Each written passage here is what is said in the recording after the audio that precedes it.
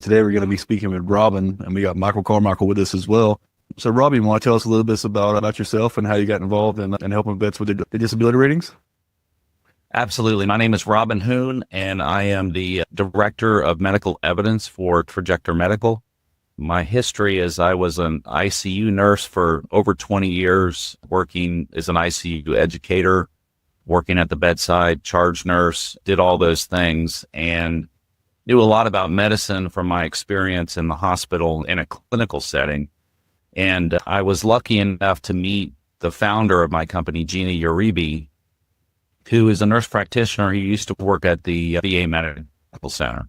And as she was working, she was seeing many veterans who were struggling to get VA benefits, disability compensation, when they clearly had conditions that were connected to their military service. And it really bothered her. And she started helping veterans, while at the VA, she started basically helping them develop medical evidence that could support service connection and help them get the benefits that they qualified for. Pretty soon she would get to work at 4 a.m. There'd be 20 veterans outside her door lined up to meet with her.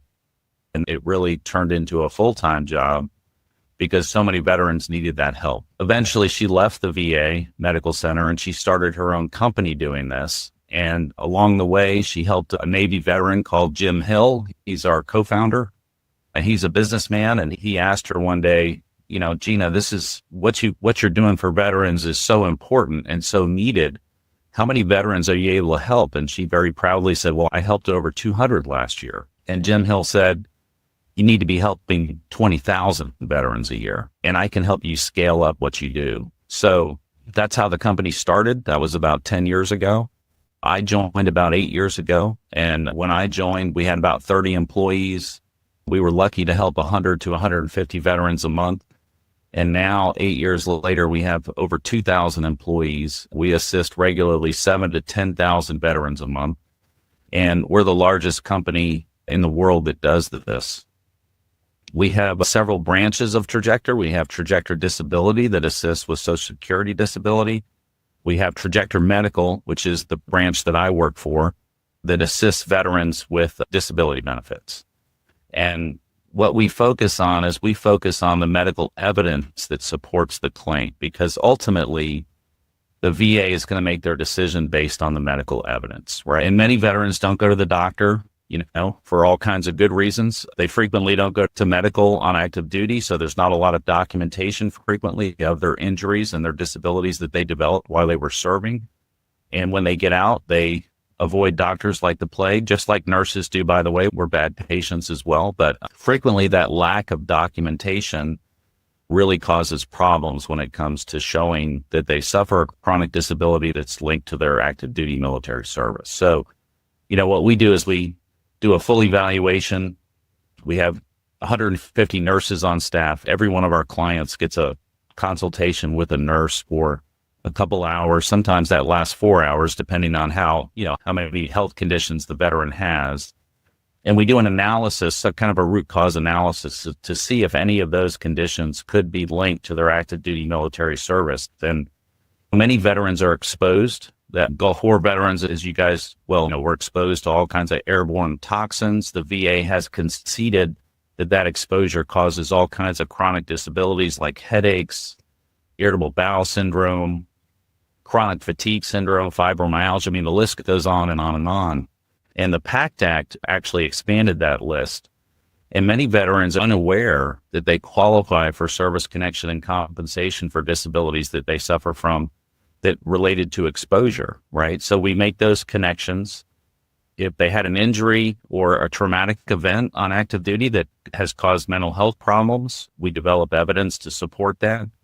We use objective screeners that are supported by research to document their symptoms as they line up with a DSM-5 diagnosis to make sure that the VA, even if they don't go see a psychologist or psychiatrist, they had evidence that they have chronic mental health symptoms that could help the VA understand that they are suffering from mental health symptoms. So, we put all that evidence together in a packet, send it to the veteran electronically. The veteran can choose if they want to file it or not.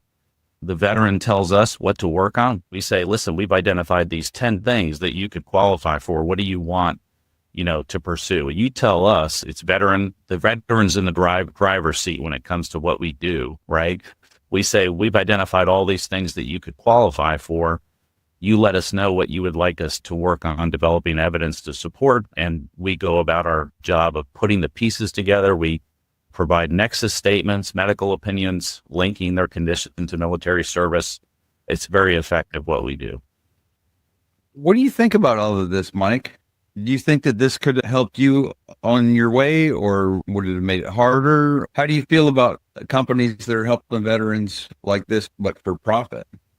For me personally, I utilize a company like this mainly due to the fact that I didn't want to deal with the bureaucracy of the VA. I didn't want to deal with the constant back and forth and the appeals and all that. So I'm for it, but I also believe that the veteran themselves needs to do research on the company that they choose to work with, so they make sure they're going with somebody that's getting the most bang for their buck. Yeah, most bang for their buck, but they also don't want to be with a company. I wouldn't want to be associated with a company that's just in it solely for the money.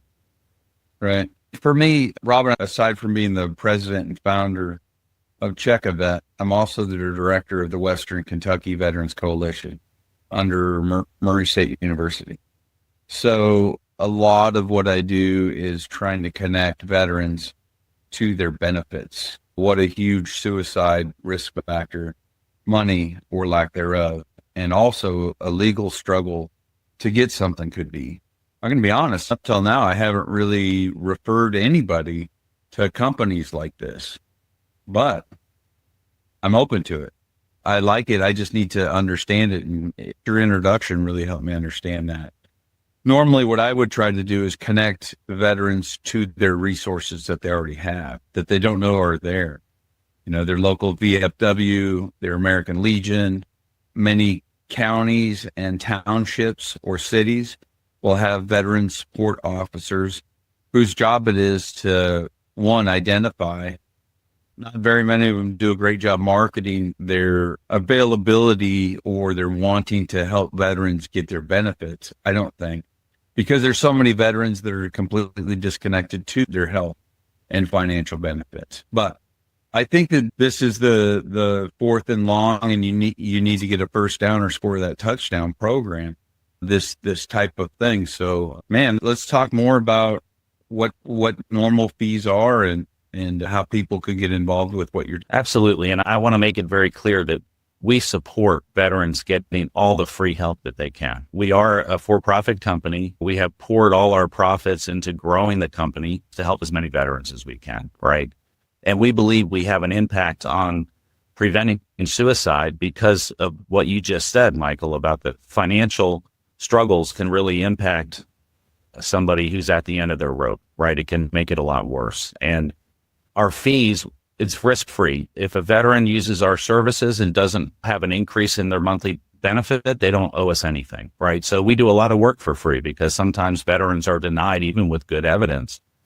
And so it's a risk-free proposition. We recommend that veterans do it themselves. Go get a VSO, get the free help, do it all on your own and get to where you can. And when you get to where you can and you feel stuck, that's when we could possibly help and help show those connections to things that they're not service connected for. Our fees are 5 times the monthly increase. So here's an example. Veteran comes to us, they're receiving $500 in compensation a month already, right? Or nothing. Say they're receiving nothing and they've tried and they're not service connected for anything. And with our help, they end up receiving $500 a month in monthly compensation. They would owe us 5 times 500. So they would owe us $2,500 flat fee. All the medical evidence that we develop, if the veteran chooses to appeal their case, if they were denied after our services, those medical opinions and nexus statements can make a tremendous difference if a veteran chooses to appeal. If that medical opinion that we created for them that lost at the regional office wins their case on appeal, they don't owe us any money for that. That's their win, their money. We don't charge for that. So we only charge for what wins at the regional office. If a veteran, we can write a fantastic private medical opinion or nexus statement Frequently, the regional office will make their decision based on that VA examiner's opinion most of the time. If the examiner's opinion is negative and our opinion is positive, the veteran might still lose that, that disability and not be service connected. But they can appeal it on their own with the evidence already of record that we provided. And that can be critical in showing, equal evidence for and against. There's a negative opinion from an examiner. There's a private positive opinion. By law of equipoise, if it is equal balance, if the VA sees both opinions as just as probative, the veteran will prevail and end up winning that on appeal. And again, Michael, we do not charge any money if they pursue it on appeal with the evidence we've already created and they win. They do not get charged for that from us. So it's a one-time engagement. We develop all the evidence that we can at the regional office. We are not lawyers. We're not VA accredited representatives. We don't file. The veteran chooses to file. We provide that evidence packet to the veteran. If the veteran doesn't want to file it, they don't have to file it. If they choose to file it with our evidence and it's successful, they would owe us that 5 times that monthly increase. And hopefully they continue to receive that increase amount every month, hopefully for the rest of their life. Now, as we know, the VA can lower ratings later on based on future examinations. That can happen, but most of the time conditions worsen over time as people age. It's uncommon that they get better. Sometimes they do.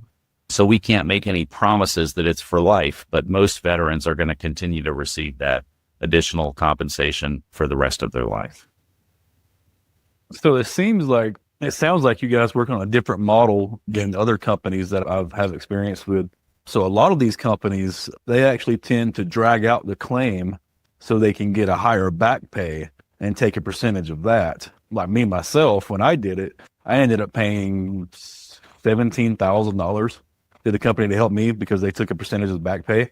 And you guys, it sounds like you guys aren't doing that. You're just doing a flat fee based on the monthly, that first month increase. That is correct, Mike. We don't charge any percent of the back pay. That a lot of the VA accredited lawyers do charge for an appeal. They will charge that for 33 1/3% of the back pay. That is correct. We don't do that. It's a one-time fee. It's 5 times the monthly increase. And a veteran who files at the regional office, the date that they file is their effective date if they end up winning that claim. It usually takes about 5 or 6 months to adjudicate a claim at the regional office. If they win, they're going to get paid back that 5 or 6 months, and that usually covers our fee. You know what I mean?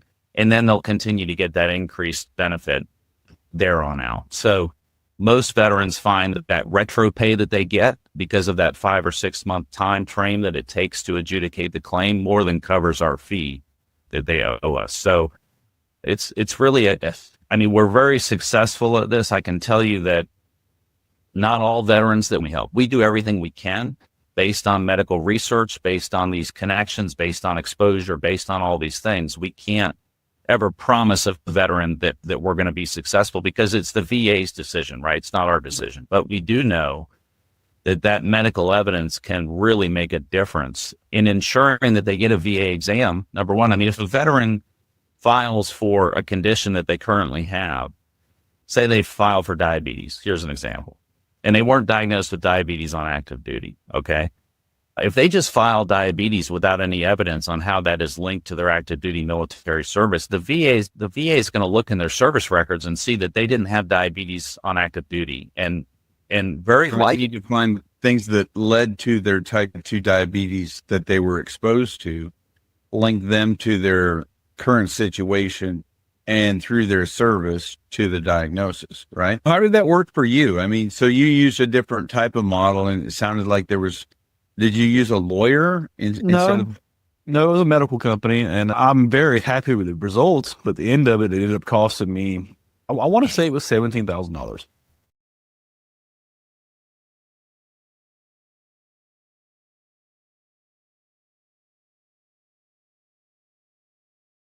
What happened with me is I'd gotten 50% disability on my own. And after 2 years of seeing a psychiatrist at the VA, she had asked me, do you mind if I ask you what your disability rating is? And I told her, and she said, have you ever thought about filing a claim and trying to get that raised? And I was happy with 50%. But now that a psychiatrist at the VA is telling me hey, you need to think about doing this, That's when I decided to hire a medical company to help me get it done, just so I didn't have the back and forth. I didn't want to deal with the back and forth and the appeals and all that stuff. So I hired this company, and we went through all of my stuff, my VA medical records, and they sent me to one of their doctors or screening doctors or whatever. I went there, they verified all the stuff that was in my VA record, and we had a 10-minute conversation. And I went back home, and like 2 months later, I had a report sent to the VA. I had another CMP exam after that, and I went there to the CMP exam, said the same thing that I told you guys about psychiatrists and all that stuff, and they read the new report and did what they did, and we sent it off to the VA, and then I got 100%. And then once I got that, it was the difference. So I went from 550% disability, which I think was like $500 a month, to 100% disability, which was now $4,000. 50%.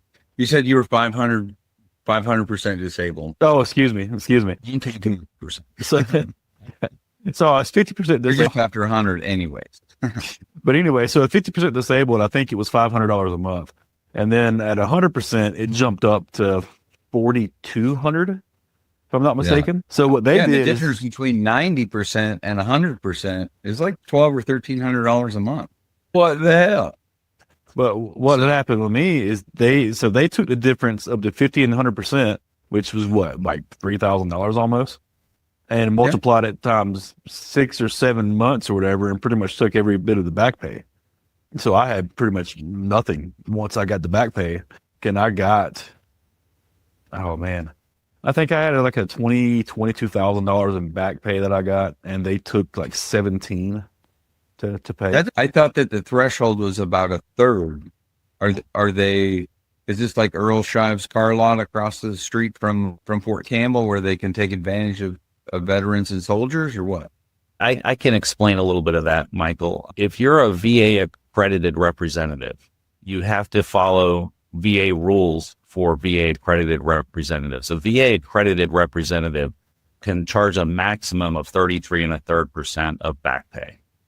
A reasonable fee, they say, is 20%, but the maximum that under the law is, I believe, 33 1/3% of the retro pay. I'm sorry. VA has set a reasonable fee as 20% of the back pay. And if a VA accredited representative charges 20%, the VA will actually garnish that 20% out and actually send it straight to the representative. That's how it works. But if the fee is over 20%, they will not garnish, and the lawyer or representative has to collect that 33 1/3% from the client by themselves, right? So the VA likes that 20% and supports that, and that's why they will actually garnish that 20% of back pay and provide it directly to the representative. So it bypasses it never gets to the veteran's pocket. That's great. I received the back pay, and then I turned right around and made a payment. Is how it worked with what I did. Right.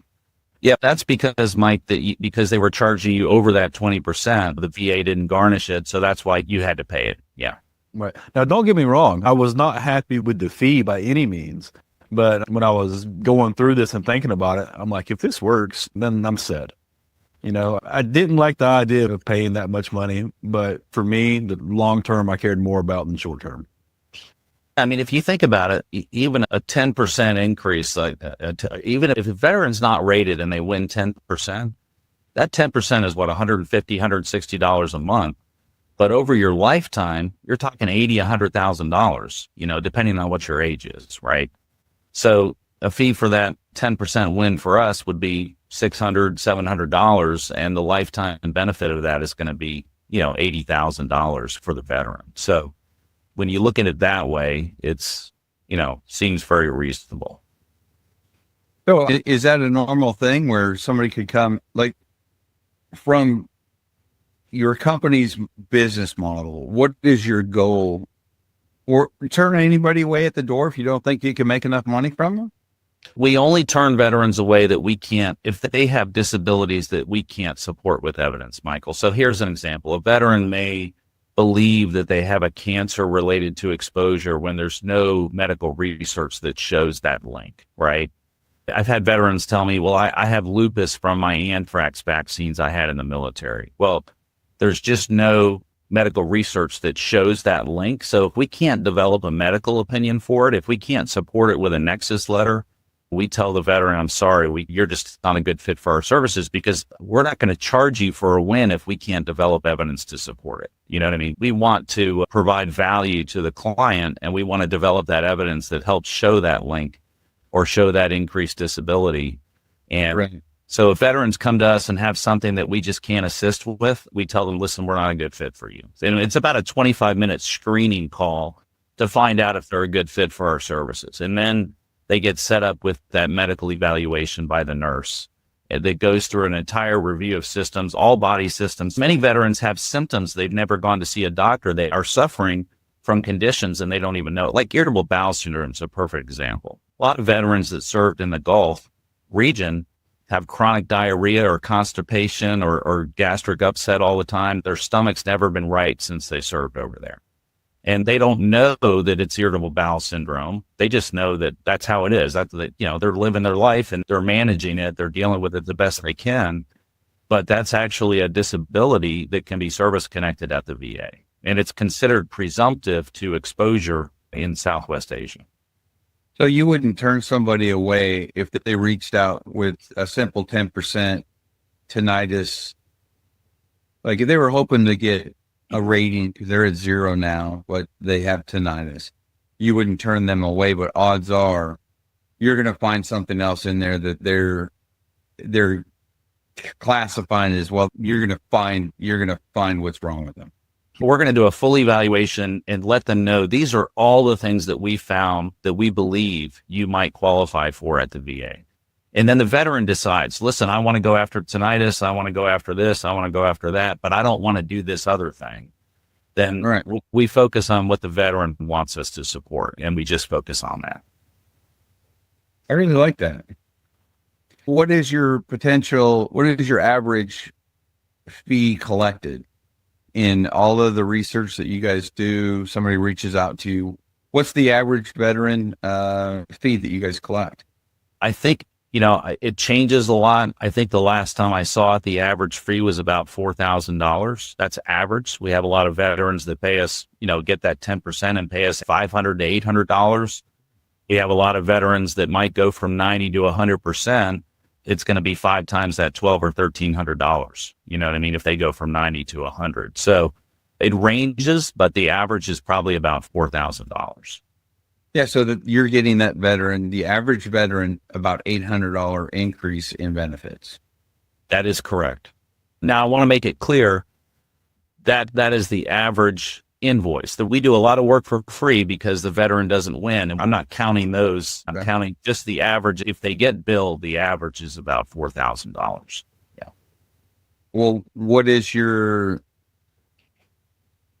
the percentage of veterans? So that's a great question. We've done a lot of analysis of that, and we found that over 70% of people that use our services get a benefit of some sort. They get increased amount. So, that's quite successful when you consider a lot of veterans, that have tried and haven't, are stuck and they feel like they can't get any more. That's 70% is pretty good. We're pretty proud of that, but we do work for free. And remember, that work that we do and those medical opinions, those nexus statements might be effective on appeal. So I'm not counting the veterans that lost with our services, but went on and used that evidence on appeal and won their claim.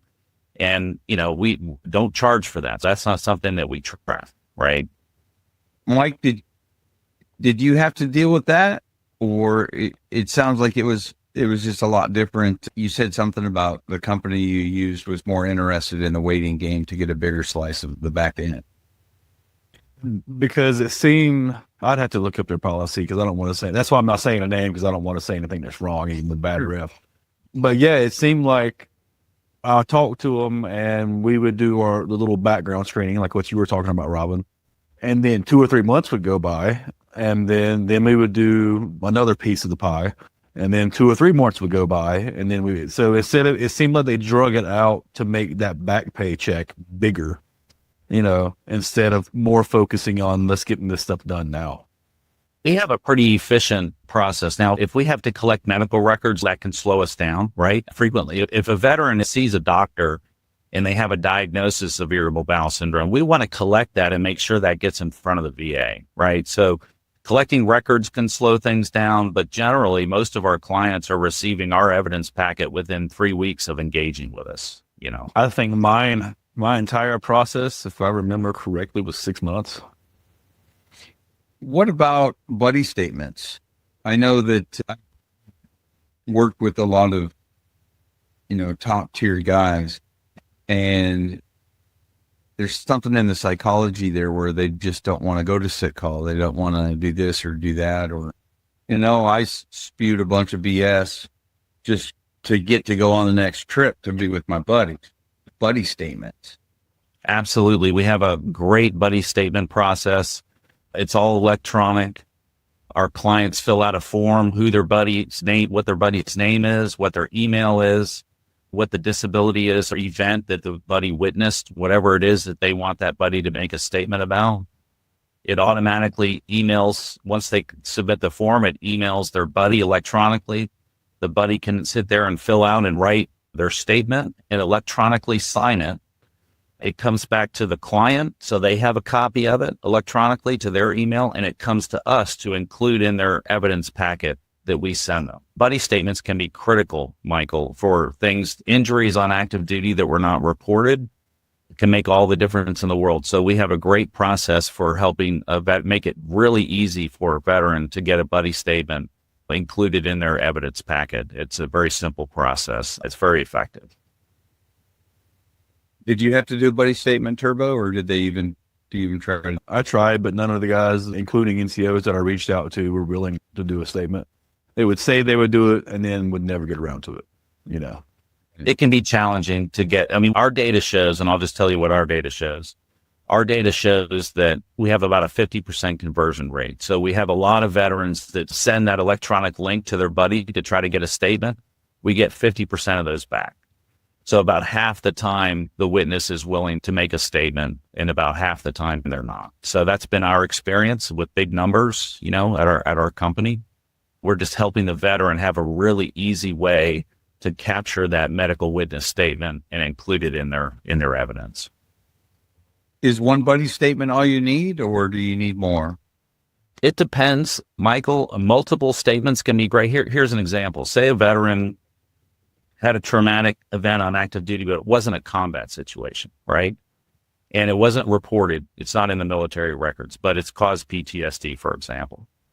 Well, they might have a buddy that can corroborate the event because they were there and they witnessed it. But that veteran's spouse or child or cousin might have experience observing their symptoms of PTSD and how severe it is and how it's affecting their life. So they can create a statement about all the things that they've observed over time as they've suffered from that PTSD situation. The first buddy statement corroborates the stressor event, which has to be verified at the VA to get service connected for PTSD. The other statement from the family member supports their level of disability, the severity of their condition, and their rating, right? Multiple buddy statements can be helpful and they can serve different purposes. Does that make sense? Robin, you're really educating me on the process a lot here because you're giving more detailed information than a lot of the BSOs that I sit down with. Your understanding of it seems a lot more thorough because you know what it's going to take to get them paid, like the buddy statement from the wife and from somebody who was present when it happened. That's wicked smart right there. I love that. Well,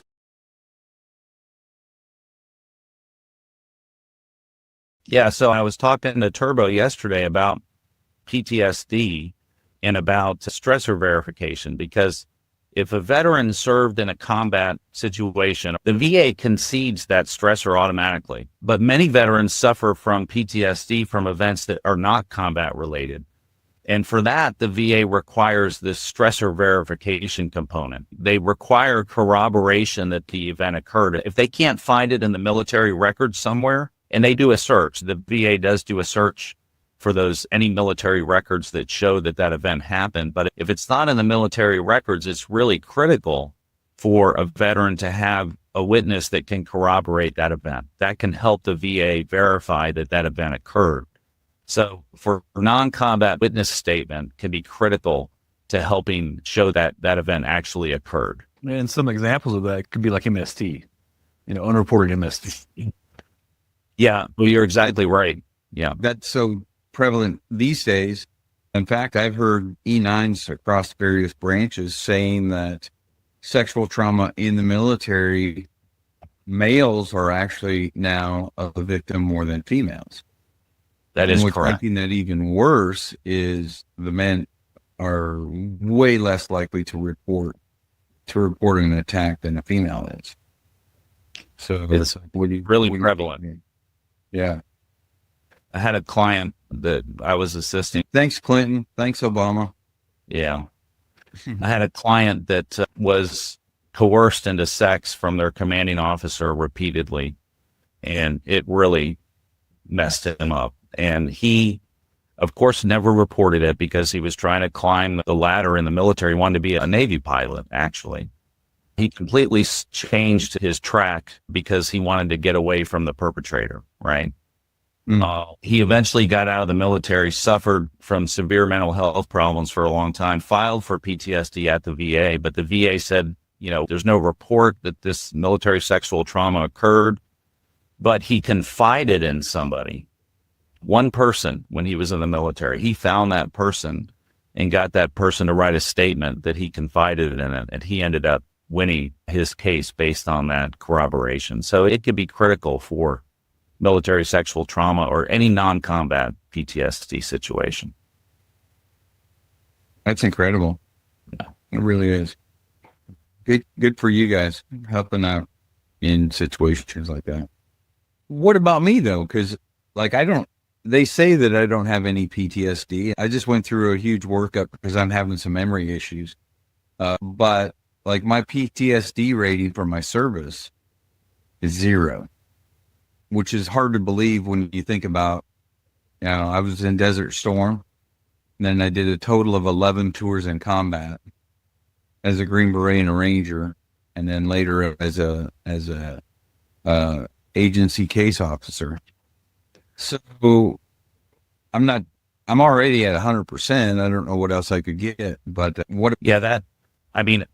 what they're saying is they're acknowledging that you've had a diagnosis of PTSD. They're acknowledging that that is service connected, but they're saying that you don't have symptoms to a compensable level. The VA is basically saying you're service connected for this condition, but you don't have symptoms that affect your social life or your occupational life. It's all based on social and occupational impairment.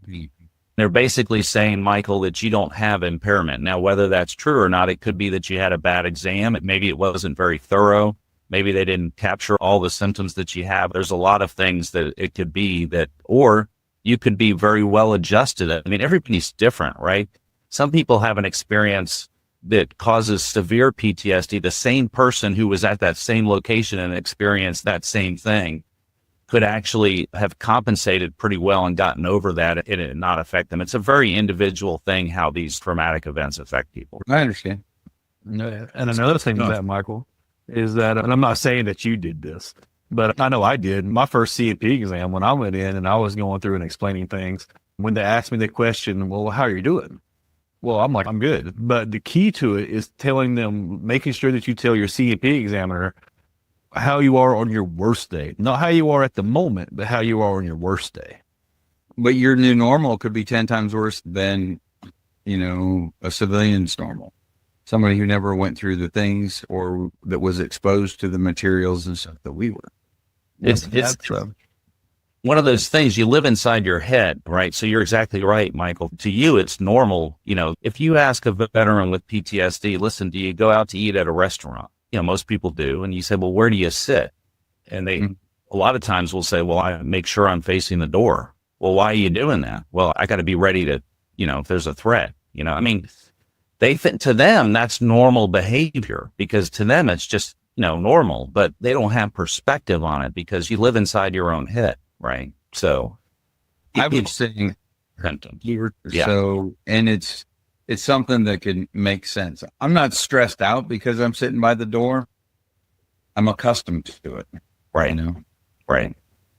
Yeah. So, but yeah, they asked me like, do you have any, night terrors or war dreams? And I'm like, man, I might get 2 or 3 a year, but I really enjoy the war dreams for me because they take me back to being on the battlefield with my guys. And that was a special time for me. Good stuff.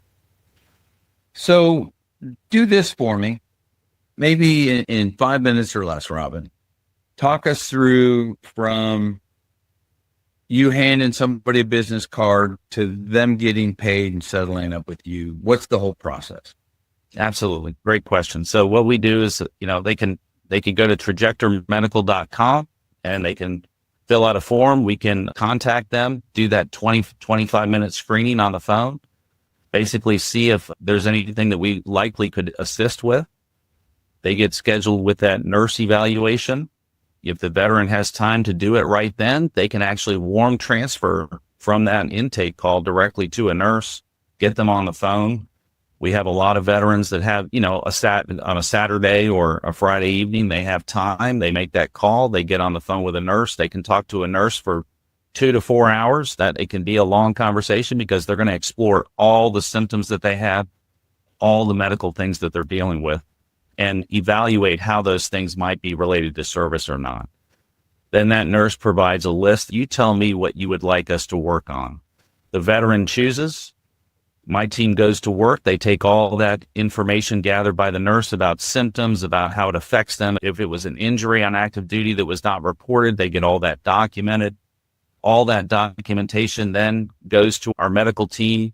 If they provide records of a diagnosis, we can use that diagnosis to incorporate in a nexus statement or a medical opinion. We develop all those medical opinions and all those symptom statements describing how it affects their life and put that all together into a medical evidence packet. We electronically send it to the veteran. Veteran can review it and see it. If they see something that's incorrect, they can actually change it themselves. They can't change the medical opinion because that's a PDF. But if the statement is incorrect, they can change it. If they see something that they think is wrong, they can contact us. We can correct it, send it back.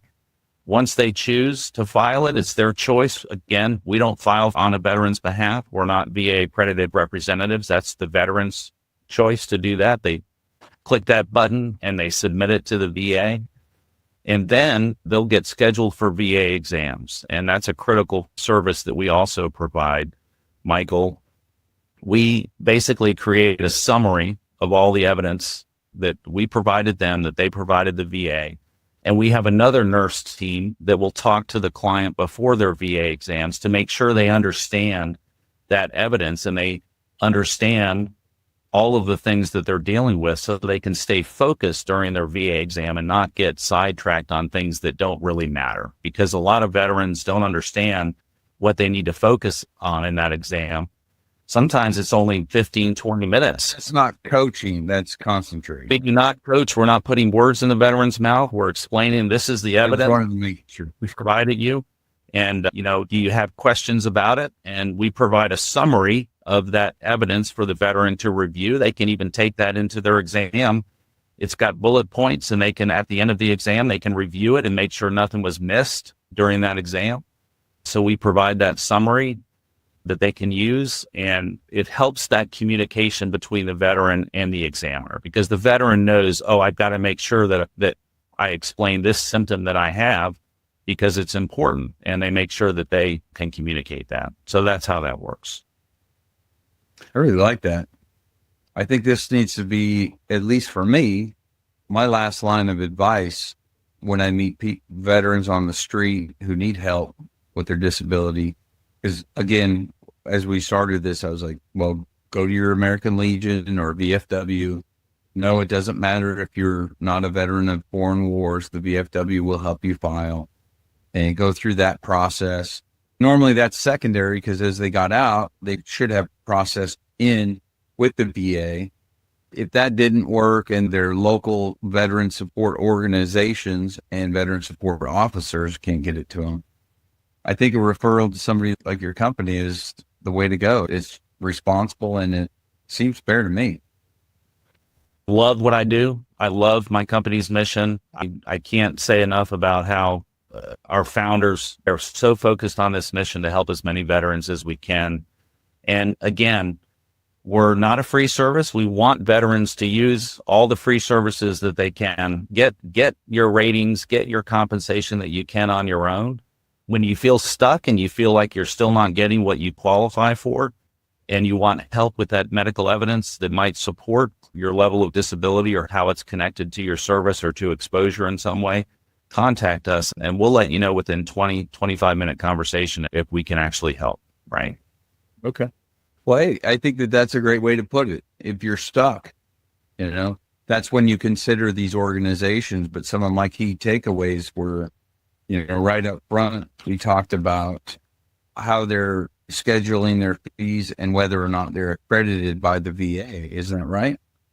Yeah. So we're not accredited. We don't fall under those rules because we're not VA accredited representatives. We're a private medical service company. Medical evidence services is what we provide. We are not, we can't file for a veteran. We can't, go before the VA and represent them. That's not what we do.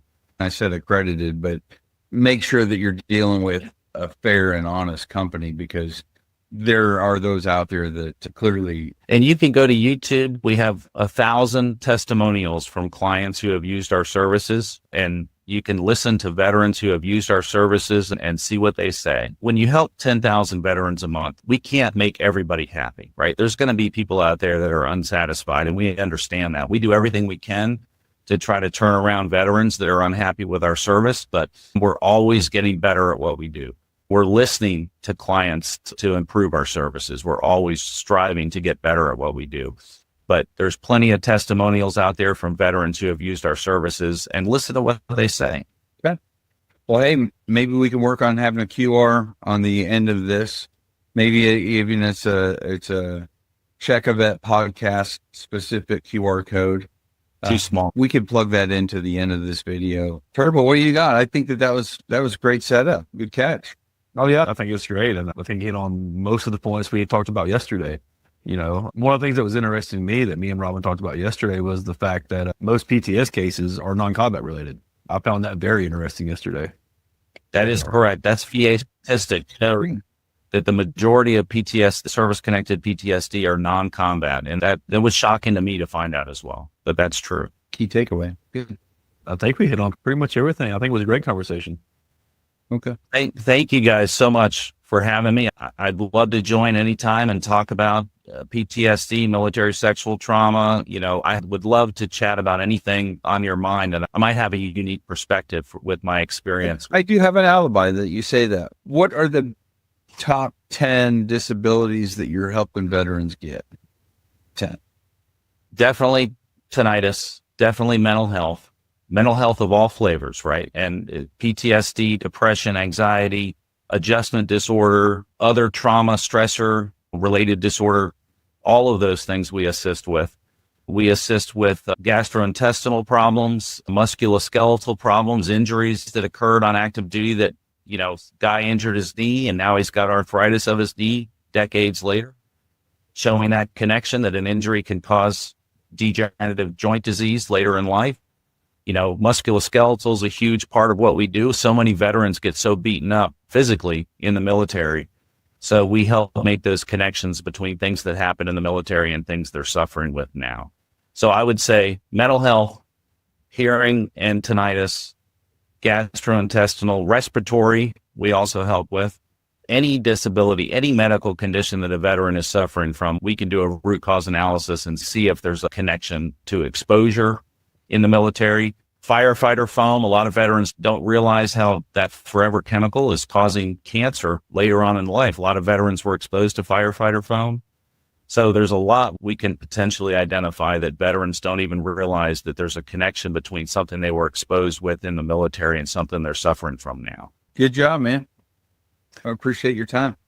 Thank you guys for having me. Thank you very much. I'm sure we'll speak again sometime. Yeah. Keep in touch.